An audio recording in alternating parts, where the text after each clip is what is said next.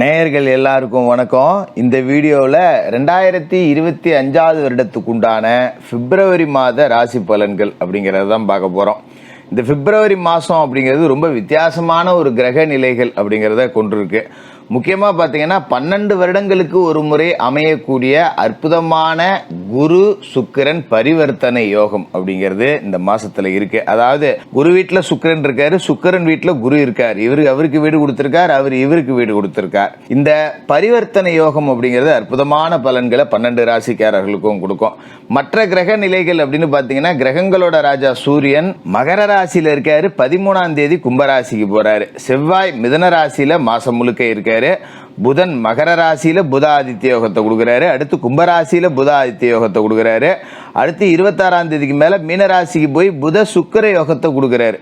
சுக்கிர பகவான் மீனராசியில உச்சம், குரு பகவான் ரிஷப ராசியில இருக்காரு. 11ஆம் தேதி அன்னைக்கு வக்கர நிவர்த்தியாகி பலம் அடைகிறாரு. சனி பகவான் கும்பராசியில ஆட்சி, ராகு மீனராசிலையும் கேது கன்னிராசிலையும் இருக்காங்க. இந்த குரு சுக்கிரன் பரிவர்த்தனை யோகம் அப்படிங்கிறது இந்த மாசத்தோட முக்கியமான ஒரு அமைப்பு. குரு பகவானோட வக்கர நிவர்த்தி அப்படிங்கிறதும் முக்கியமான ஒரு அமைப்பு.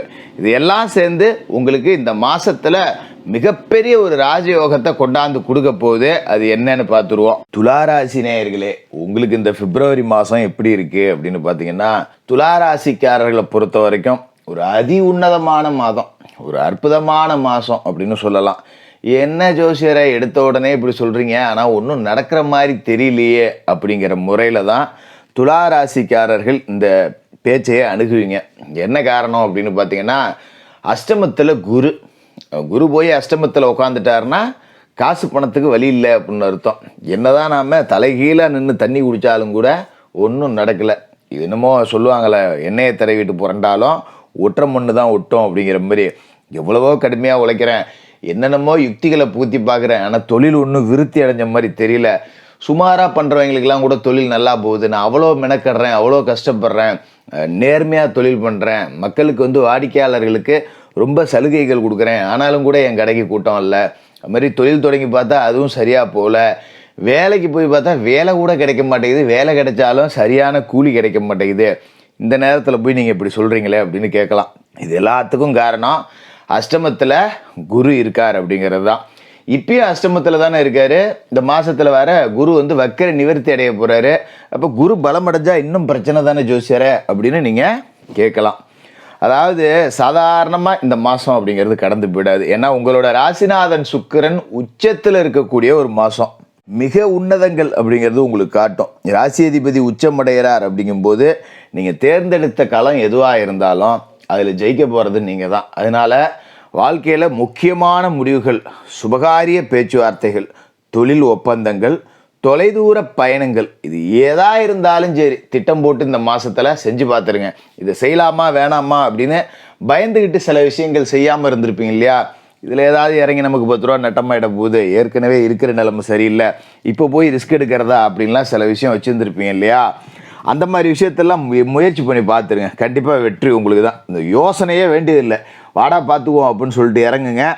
நிச்சயமான வெற்றி அப்படிங்கிறது உங்களுக்கு காத்துக்கிட்டு இருக்கு. அதுமாரி பார்த்தீங்கன்னா பூர்வ புண்ணியஸ்தானத்தில் சனி ரொம்ப அற்புதமாக இப்போ வலுவடைஞ்சு உட்காந்துருக்காரு. அப்போ சனி முன்னோர்கள் வகையில் உங்களுக்கு சொத்து சேர்க்கை கொடுப்பாரு. தாத்தன் சொத்து, பாட்டம் சொத்து, முப்பாட்டம் சொத்து இருந்திருக்கும். இருக்குன்னு தான் பேர். ஒரு வழக்கில் மாட்டிக்கிச்சு, வம்பு வழக்கில் சிக்கலில் இருக்குது, கோர்ட்டில் இருக்குது. சொத்து இல்லாதவங்க கூட நிம்மதியாக இருக்கான். ஒரு சொத்தை வச்சுக்கிட்டு அதுக்கு கோர்ட்டு கூட என்னால் செலவு பண்ண முடியல அப்படிங்கிற நிலைமையில் இருக்கவங்களுக்கு இப்போ சொத்து கேஸில் ஜெயிச்சு உங்கள் கைக்கு வந்துடும். அதுமாரி முன்னாடி பார்த்தீங்கன்னா அப்பா அம்மானுக்குள்ள பிரச்சனை இருந்திருக்கும். ஏதோ ஒரு வகையில் பிரச்சனை, அப்பனுக்கும் பிள்ளைக்கும் ஆகலை. ஒரு காதல் கல்யாணம் பண்ணிட்டு வந்துட்டேன், அதுலேருந்து வந்தாலும் நம்மள்ட்ட பேசுறதில்ல. அவர் வசதியாக இருக்காரு, நமக்கு 10 ரூபா கொடுத்து உதவலாம். நான் கஷ்டப்படுற நேரத்தில் வரட்டுக்கு வரும் பார்த்துக்கிட்டு இருக்காரு. என் பேச்சை அன்னைக்கு நீ கேட்டியா, என் பேச்சை கேட்டிருந்தா உனக்கு நல்லா வாழ வச்சுருப்பேன், நீ உன் இஷ்டத்துக்கு போனே அப்படியே போடா அப்படிங்கிற மாதிரிலாம் இருந்திருப்பாங்க. அது எல்லாமே இந்த மாதத்தில் சரியாகி தந்தை மகன் உறவில் இருந்த விரிசல் அப்படிங்கிறது நீங்கும். எதனால் இதை சொல்கிறேன் அப்படின்னா, இந்த மாதம் தொடங்கி 13ஆம் தேதி பூர்வ புண்ணியஸ்தானத்துக்கு சூரியன் போயிடுறார். அற்புதமான இடம். 5ஆம் இடத்துக்கு சூரியன் போகிறார் அப்படின்னா இந்த பூர்வீக சொத்துக்கள் எல்லாமே உங்கள் கைக்கு வரும். அப்பா அம்மாவுக்குள்ளே இருந்த பிரச்சனை எல்லாமே நீங்கும். எல்லாம் நல்லபடியாக நடந்து இந்த மாதம் முடிகிறப்ப சந்தோஷமாக இருக்கேன், பிரிஞ்சு போனேன் அண்ணன் தம்பி மாமா மச்சான் உறவுகள் எல்லாம் கைகூடி ஒன்றா உட்காந்துக்கிட்டு எங்கள் வீட்டில் எல்லா நாளும் கார்த்திகேன்னு பாட்டு பாடலாம். அந்த அளவுக்கு நன்மைகள் அப்படிங்கிறது கூடுதலாகவே நடக்கும். அது மாதிரி பார்த்திங்கன்னா இந்த மாதத்தில் உங்களோட ராசிக்கு 2க்கும் 7க்கும் அதிபதியாக இருக்கக்கூடிய செவ்வாய் மிதுன ராசியில் இருக்கார். அதாவது 9வது வீட்டில் இருக்கார். மனசில் நினச்ச மாதிரி செஞ்சு முடிக்கலாம். எதை நினச்சாலும் அதை செய்யக்கூடிய வாய்ப்புகள் உங்களை தேடி வரும். இப்போ ஒரு வரன் பார்க்கணும் அப்படின்னு நினைப்பீங்க, பொண்ணுக்குன்னு பார்த்து கல்யாணத்தை பொண்ணும் அப்படின்னு நினச்சா அடுத்த நாளே பார்த்தீங்கன்னா காலையில் வீட்டுக்கு 2 ஜாதகம் வரும். சொந்த பந்தத்து மூலமாக புரோக்கர் மூலியமாக 2 ஜாதகம் வரும். இந்த கும்பிட போன தெய்வம் குறுக்க வந்த மாதிரின்னு சொல்லுவாங்க பார்த்தீங்களா, அப்படி நிறைய நன்மைகள் அப்படிங்கிறது நடக்க போகிற ஒரு காலகட்டமாக இருக்க போகுது.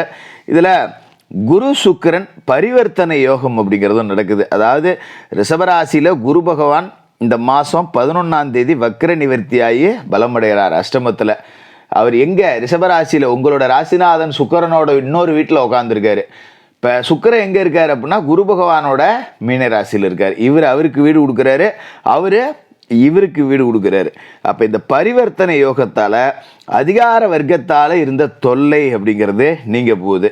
இப்போ பெரிய ஆஃபீஸராக இருக்கலாம், நீங்கள் வேலை செய்கிற இடத்துல நமக்கு டார்ச்சல் கொடுத்துக்கிட்டே இருந்திருப்பாங்க. இப்போ அவன் ட்ரான்ஸ்ஃபர் ஆகி போயிடுவான் வேறு இடத்துக்கு. நல்ல அதிகாரி நமக்கு தோதா ஒரு ஆள் அங்கே வந்து மாட்டுவாங்க. அது நமக்கு ஒரு சந்தோஷத்தை கொடுக்கும். அதுமாரி கடந்த காலகட்டத்தில் பார்த்தீங்கன்னா நினச்சது ஒன்று நடந்தது ஒன்றாவே வாழ்க்கை பூரா ஓடிட்டு இருந்தது. இப்போ நீங்கள் நினச்சதெல்லாம் செஞ்சு காட்டக்கூடிய வாய்ப்பு அப்படிங்கிறது கிடைக்குது. அதுமாரி வியாபாரம் தொழில் செய்கிறவங்களுக்கு நல்ல லாபம் அப்படிங்கிறது இருக்கும். குறிப்பாக பார்த்தீங்கன்னா சில்லறை வர்த்தகம் செய்யக்கூடியவர்கள், கலைத்துறை திரைத்துறை சம்மந்தப்பட்டவர்கள், விவசாயிகள், கால்நடை வளர்க்குறேன், ஒரு ஆடு மாடு கோழி வளர்க்குறேன், பண்ணை ஒன்று வச்சுருக்கேன், நல்லா போகல அப்படின்னு அவங்க கூட இப்போ வந்து பட்டி பெருகிறத கண்கூடாக பார்க்கலாம். இன விருத்தி அப்படிங்கிறது உண்டாகும். ஆடு மாடுகளுக்கெல்லாம் நல்ல வளர்ச்சி அப்படிங்கிறது இருக்கும். விவசாயத்துலேயும் பார்த்தீங்கன்னா பயிர்கள் நல்லா செழித்து வளரும். இந்த குறுகிய கால பயிர்கள் இருக்குது பார்த்தீங்களா, காய்கறி பழம் கீரை இந்த மாதிரி வகையில் கூடுதல் வருமானம் அப்படிங்கிறது கிடைக்கும். இருந்தாலும் ஒரு சின்ன பின்னடைவு என்ன அப்படின்னு பார்த்தீங்கன்னா உங்களோட ராசியை பொறுத்த வரைக்கும் 5வது வீட்டில், அதாவது இந்த மாதத்தோட பிற்பகுதியில் சூரியனும் சனியும் சேர்ந்துருக்க போகிறாங்க. 2 பேருக்குமே வந்து பகை கிரகம் அப்படிங்கிறது. அப்போ நம்ம அப்பா அம்மாவை சேர்ந்துருவாங்கன்னு சொன்னோம் பார்த்தீங்களா, அந்த சேர்ற காலகட்டத்தில் தப்பு இருந்தால் டப்புன்னு காலில் விழுந்துருங்க, பிரச்சனை கிடையாது. ஏதாவது ஒன்று கிடக்க ஒன்று அவங்க கத்த தான் செய்வாங்க. அந்த நேரத்தில் நாம் எதிர்த்து பேசக்கூடாது. எதிர்த்து பேசாமல் சரிப்போ அவருக்கு தெரிஞ்சது அவ்வளோதான், கத்திட்டு போகிறாரு போ நம்ம அப்பா தானே அப்படின்னு சொல்லிட்டு காதில் வாங்காமல் இருந்தீங்கன்னா நிறைய சாதிக்கலாம். இல்லை நான் எதிர்த்தான் பேசுவேன் அப்படின்னா வேலைக்கு ஆகாது, அதை புரிஞ்சுங்க. அதனால் கூடுமான வரைக்கும் தந்தை மகன் உறவு அப்படிங்கிறதுல விட்டு கொடுத்து போனால் பெரிய அளவில் நாம் நல்ல ஒரு வாழ்க்கை அப்படிங்கிறத இந்த காலகட்டத்தில் வாழ்ந்து பார்த்துடலாம். அதுமாரி புதன் மகர ராசியில் மாதம் தொடக்கத்தில் இருக்கார். 5ஆம் தேதி கும்பராசிக்கு போகிறாரு, 26ஆம் தேதி மீனராசிக்கு போகிறார். அது 4, 5, 6 3 வீட்லேயும் இருக்கார். இது எல்லாமே நல்ல இடம் தான். சுகஸ்தானத்தில் 5 தேதி வரைக்கும் அவர் இருக்கும்போது தேக ஆரோக்கியத்தில் இருக்கிற பிரச்சனை சரியாகும். 5ஆம் இடத்துக்கு கும்பராசிக்கு போகும்போது இந்த சனி சூரியன் பகையை வந்து அவர் கொஞ்சம் சரி பண்ணி விடுவார். ஏன்னா ஞான காரகன், எப்படி யோசிக்கணும் அப்படிங்கிறதுல உங்களை திட்டமிட வைப்பார். உங்களோட பிள்ளைகளோட கல்வி நல்லாயிருக்கும். 26ஆம் தேதி மீனராசிக்கு போய் மறைகிறார். மறைந்த புதன் அப்படிங்கிறவர் நிறைந்த தனலாபம் அப்படிங்கிறதையும் கொடுப்பாரு. அந்த வகையில் மாத கடைசியில் 10 ரூபா கடை இருந்தால் கூட அடைச்சிட்டு நிம்மதியாக வாழக்கூடிய ஒரு அற்புதமான யோகம் அப்படிங்கிறது இந்த மாதத்தில் கிடைக்கும். இதை சரியாக பயன்படுத்திக்கிட்டிங்கன்னா உங்கள் வாழ்க்கையில் செட்டில் ஆகிடலாம். துளாராசிக்காரர்களுக்கு வாழ்த்துக்கள்.